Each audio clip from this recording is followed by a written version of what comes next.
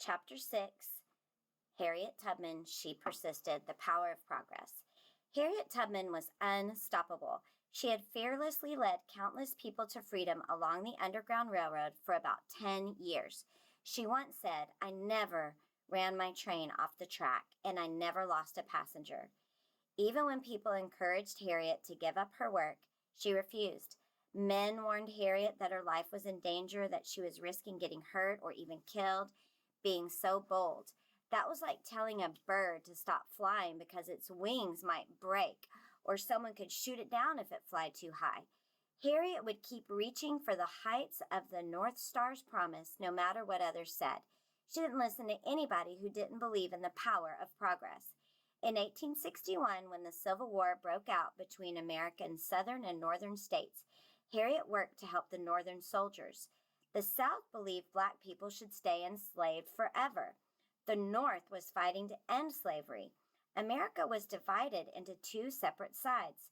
Many black men enlisted in the Northern Army to help the cause for freedom. That was one of our spelling words, causes. Harriet served as a nurse for injured soldiers.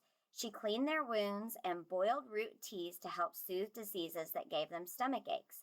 On January 1st, 1863, President Abraham Lincoln issued the Emancipation Proclamation, a document that called for the freedom of enslaved people who lived in certain parts of America. The proclamation didn't free everyone, and the war continued. Harriet became a spy for the Northern Army, known as the Union, and worked under the command of Colonel James Montgomery. It would be Harriet's job to secretly get information from the Southern Army, which was called the Confederacy. At just a bit over 5 feet, she was the perfect size for spying. Harriet's height made her less noticeable in a group, especially when others around her were tall. With the knowledge she gained, Harriet could help the North win the war. Spying was dangerous, but danger never stopped Harriet. Excuse me. The insider information Harriet gathered helped her lead the Union troops into enemy territory, allowing them to raid the Confederate Army. This increased their chances of winning the war that would put an end to slavery. Harriet was tough, gritty, and brave, but it was hard to do her work in long skirts and lady clothing she wore. Thankfully, Harriet heard about a woman named Amelia Bloomer who advocated for a sensible costume for females. This outfit, called bloomers, consisted of a small jacket and pants with a short skirt on top. This sensible clothing was far from what people thought was proper or ladylike at the time. As a woman helping men fight in a war, comfort and practicality made total sense. Harriet said, "I made up my mind that I would never wear a long dress on an expedition, and I would have a bloomer on as soon as I could get one." In April 1865, the Civil War ended. The North, the Union, had won the war. The Confederacy gave up its plans to form its own country and rejoined the Union as part of the United States of America. Rejoined has that prefix re, which means again, so they joined it again. At the end of that year, in December, slavery was abolished. All people were free. Harriet settled in Auburn, New York, with Old Rit and Old Ben. She created a nursing home for the elderly, but didn't earn enough money to support herself and her aging parents. Harriet requested that she be paid by the government for the work she had done during the Civil War as a nurse and spy. These wages were typically given to men after they had completed Civil War service.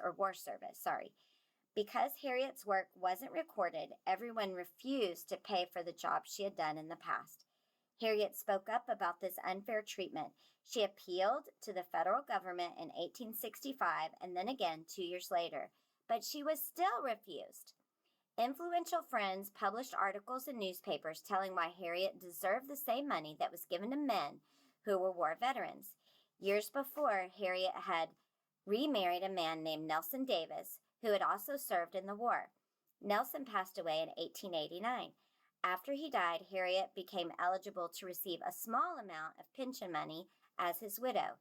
Harriet still pursued her own pension money, but continued to receive negative responses. This went on for 34 years. Harriet did not give up.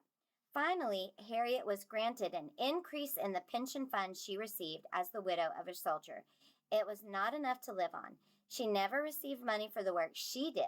This was hard on Harriet, but she stayed strong within herself. The time had come to tell her story so that future girls and women would be inspired to pursue their dreams and goals even when others told them no. Even though Harriet had never learned to read or write, her mind and memory were sharper than a batch of new pencils. She worked with a white woman named Sarah Bradford to tell her life story.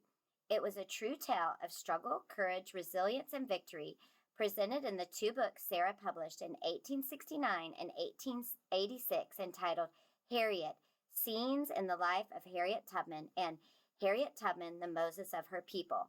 Now, both of those books were about Harriet Tubman, but written by Sarah Bradford. So were they biographies or were they autobiographies? They were biographies. Harriet's books became very popular and are still read today. To encourage people to read her book, Harriet often gave speeches. She told people about her life and times.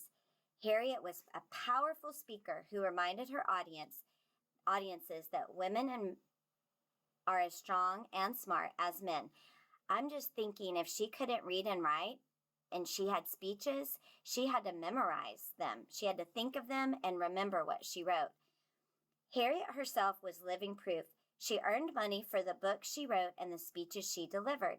She once said, "There was one of two things I had a right to, liberty, freedom, or death. If I could not have one, I would have the other." When Harriet died of pneumonia in 1913, government officials in Auburn, New York, placed a glistening bronze plaque on the front entrance of the Auburn courthouse to honor her. It says, "She braved every danger and overcame every obstacle." That's good. Harriet's legacy can still be seen in the North Star's light.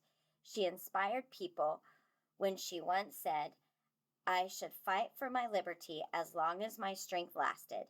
Harriet Tubman persisted by showing the world the brightest stars shine forever.